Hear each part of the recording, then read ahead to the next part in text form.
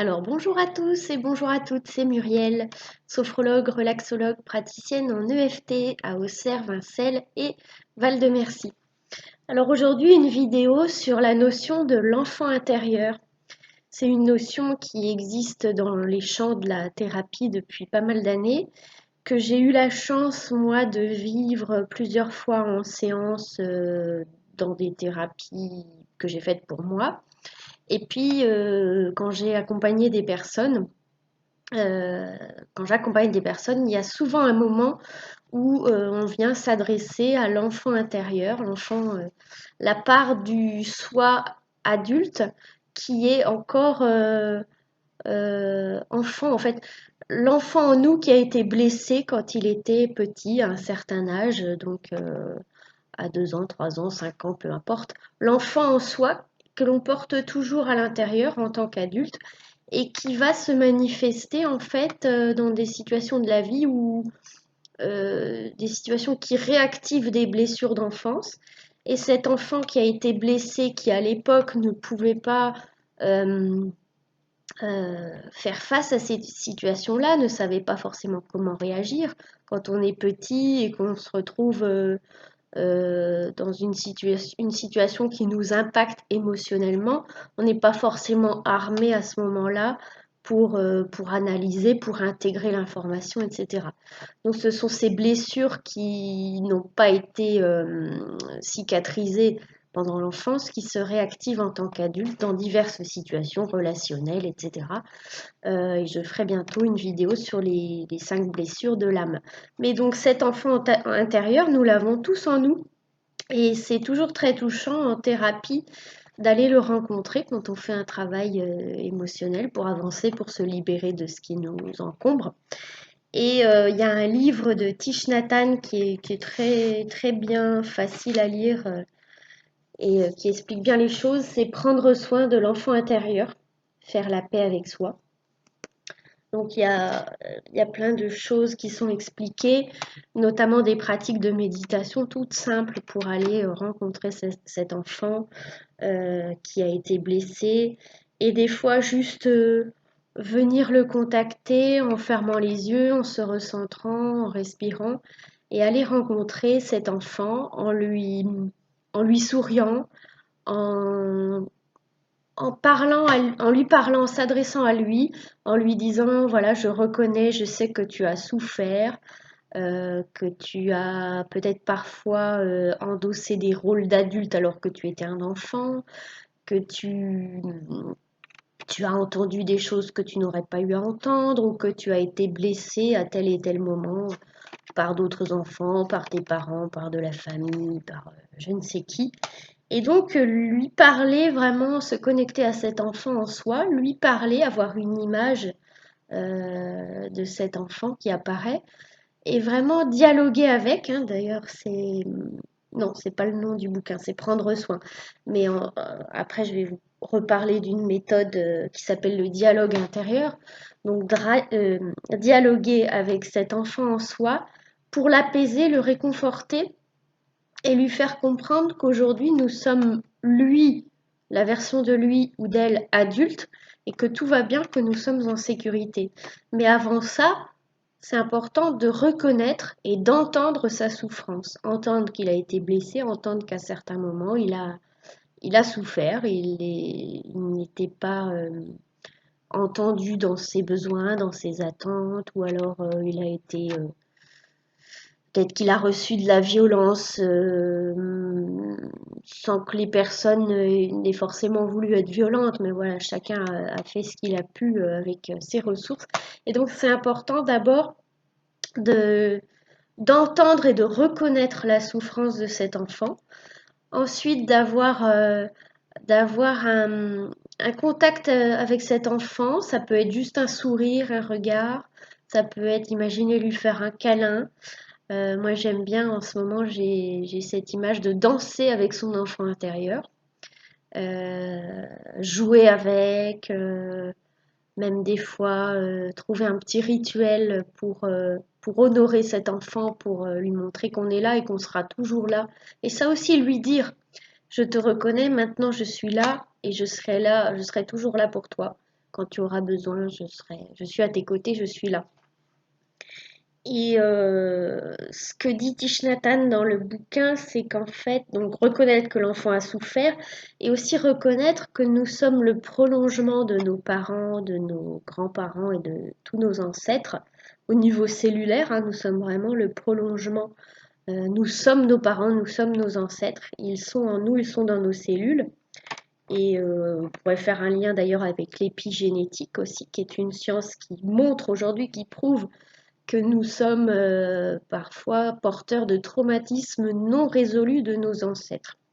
Donc ça, c'est encore un autre sujet très très intéressant. Ça se prouve maintenant au niveau des gènes, qu'on porte des choses que nos ancêtres n'ont pas pu régler de leur vivant.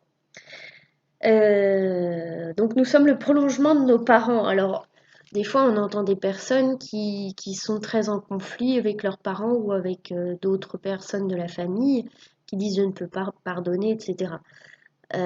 Mais au final, ce sont eux qui se... Enfin, ils font... Les, les personnes de la famille sont certainement en souffrance et ces personnes-là sont en souffrance aussi puisqu'ils ne sont pas en paix avec ces personnes qui font partie d'eux-mêmes, qui font partie de leur constitution, les parents, les grands-parents, etc. Donc ça peut être vraiment une pratique de compassion. Alors ça demande d'ouvrir son cœur, ça demande comme explique Thich Nhat Hanh dans le bouquin, de mettre la lumière de la pleine conscience sur le fait que nos parents ont eux-mêmes été des enfants blessés, ont eux-mêmes vécu des souffrances, des choses qu'ils n'ont pas pu gérer ou qui ont été violentes quand ils étaient enfants et que du coup, malgré eux, ils ont peut-être reproduit ce qu'ils ont appris. Et donc, arriver à contacter cet état de compassion dont parle beaucoup le bouddhisme, qui fait beaucoup de bien, qui apporte vraiment des guérisons, et notamment guérison à cet enfant intérieur que nous avons en nous, ça passe par reconnaître que nos parents, nos proches ont eux-mêmes été des enfants blessés. Voilà. Ça ne veut pas dire que tout, quand on dit ça, ça ne veut pas dire qu'on a vécu que de la souffrance, mais c'est reconnaître qu'il y a eu de la souffrance et que nos ancêtres ont eux-mêmes souffert et ont eux-mêmes des blessures qui n'ont pas été soignées, qui n'ont pas été guéries, qui du coup se transmettent aux générations suivantes. Et ça aide beaucoup. Entrer dans ce travail de compassion, et je vais dire que c'est, je vais utiliser ce mot travail, c'est vraiment un processus en fait, pour ouvrir son cœur et du coup pouvoir pardonner et pouvoir s'apaiser vis-à-vis d'eux et vis-à-vis de nous-mêmes aussi, puisque nous sommes le prolongement de nos ancêtres. Donc il explique très bien ça, Thich Nhat Hanh, dans ce petit bouquin vraiment accessible, facile et agréable à lire, avec des pratiques de méditation. Et il y a notamment donc le dialogue avec l'enfant de 5 ans, par exemple, dire à cet enfant, je suis là aujourd'hui, je te reconnais, je sais que tu as souffert, et simplement respirer en pleine conscience avec cet enfant intérieur. Il y a aussi une méditation que j'aime bien faire, c'est la méditation de l'amour bienveillant. Alors dans le livre, là, il parle de la méditation méta, M-E-T-A, mais en fait, ça rejoint, ça veut dire, méta, ça veut dire bonté aimante. Donc on va commencer par se souhaiter à soi-même d'être en paix, d'aller bien, d'être en sécurité, de vivre dans l'amour et l'abondance, par exemple. Ensuite, on va émettre ces mêmes souhaits à nos proches, aux personnes qu'on aime.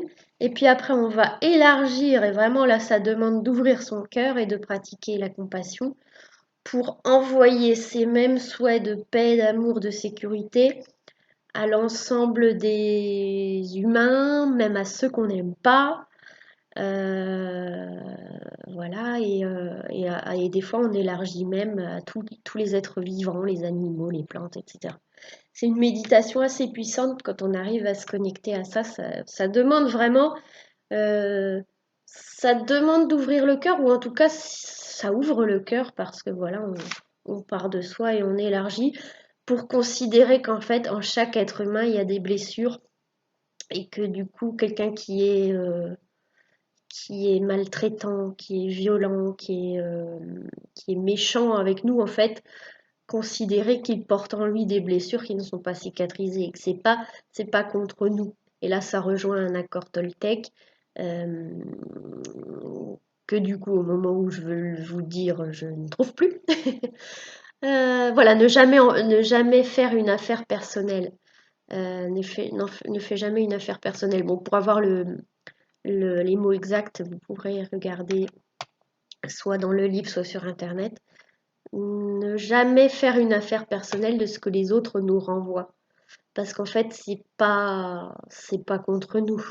Une personne comme ça, c'est sa propre agressivité, sa propre souffrance qu'elle projette sur l'extérieur. Voilà. Donc, dans le bouddhisme, Thich Nhat Hanh parle aussi de quatre incommensurables, la bonté aimante, la compassion, la joie et l'équanimité ou la non-discrimination. Bon, ça, je ne vais pas entrer dans le détail de ça maintenant.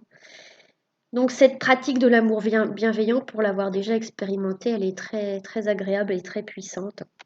Et puis, cette idée d'enfant intérieur, elle est très utilisée dans la thérapie depuis une bonne cinquantaine d'années, peut-être plus. Et notamment avec des thérapeutes dont j'ai déjà parlé dans une vidéo il n'y a pas très longtemps. C'est un couple, Al et Sidra Stone, de psychologues et analystes, qui ont développé dans les années 80 la méthode du dialogue intérieur. Parce qu'ils ont considéré que les états du moi qui étaient décrits en psychologie, le moi, le surmoi, le ça, par exemple, pour Freud, n'étaient pas suffisants, qu'il y a bien plus de choses, que nous sommes bien plus multiples que ça, bien plus complexes, et composés de beaucoup, beaucoup de sous-personnalités, comme par exemple, ils ont identifié le tyran, le protecteur, le séducteur, l'artiste, etc.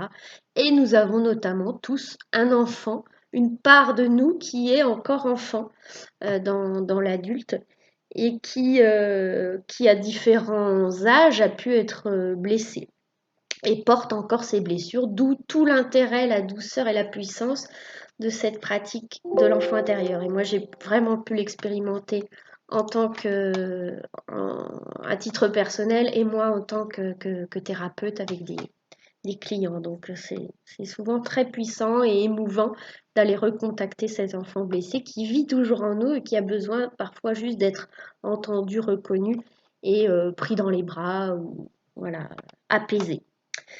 Donc la méthode du dialogue intérieur est très intéressante. Et puis il y a aussi l'IFS, système familial intérieur de Schwartz, je n'ai plus son prénom à chaque fois. Non, ça ne me revient pas. Excusez-moi, c'est Monsieur Schwartz, euh, qui lui a identifié qu'il y avait le self, qui est un petit peu notre moi profond, au-delà de toutes les blessures et tous les conditionnements. Et puis nous avons des parties de nous qui sont des protecteurs, qui en fait sont là, donc, comme son nom l'indique, pour nous protéger, pour la survie en fait, et des managers. Et les managers, eux, dedans, il y a les pompiers, par exemple, qui vont parfois nous faire adopter des comportements inadaptés, comme des addictions, des choses comme ça, en fait, pour venir gérer des émotions qui sont un petit peu trop difficiles. Et les protecteurs, ce sont des parties de nous qui vont entrer en conflit avec d'autres parties qui, elles, ont envie d'avancer, de se déployer. Et ces protecteurs, en fait, sont bien intentionnés, hein, ils sont là pour notre bien. Simplement, parfois, ça finit par créer des conflits en nous et nous étouffer un petit peu quand on a envie de se lancer dans des choses nouvelles. Et là aussi, en thérapie, c'est intéressant d'aller s'adresser à ces parties de nous qui veulent nous protéger et leur expliquer que tout va bien. Les reconnaître, les remercier et leur expliquer que c'est OK, que tout va bien, que nous sommes en sécurité et instaurer un dialogue avec les autres parties avec lesquelles ils pouvaient être en conflit. Voilà, tout ça c'est tout à fait passionnant. Je vais moi-même en faire un petit peu pour moi, être accompagnée avec des méthodes issues de l'IFS. Donc je vous en dirai un petit peu plus prochainement. Voilà, bon, je voulais faire une vidéo courte, du coup ça fait 15 minutes, mais c'est pas grave. Ce sont des sujets intéressants, donc je tenais à développer un petit peu. Voilà sur l'enfant intérieur et ces petites notions qui gravitent autour. Je vous souhaite une belle journée, une belle fin de semaine et à bientôt.